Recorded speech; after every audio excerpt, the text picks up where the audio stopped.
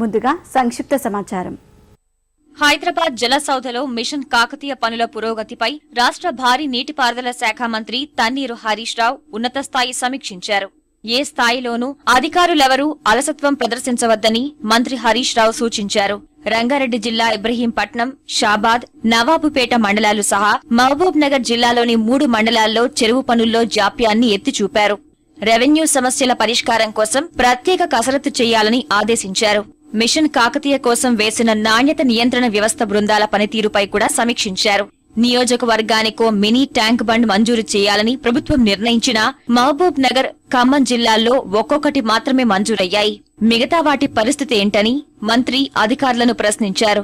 సాంకేతిక కారణాల పేరుతో పెండింగ్ లో పెట్టకుండా ₹1,00,00,000 ఉన్న పనులను సత్వరం పూర్తి చేయాలని దిశానిర్దేశం చేశారు. అనంతరం మిషన్ కాకతీయ హెల్ప్ లైన్ 04020472233 పనితీరును గురించి వాకప్ చేశారు. 4 రోజుల్లో 1114 ఫిర్యాదులు అందినట్లు నిర్వాహకులు తెలిపారు.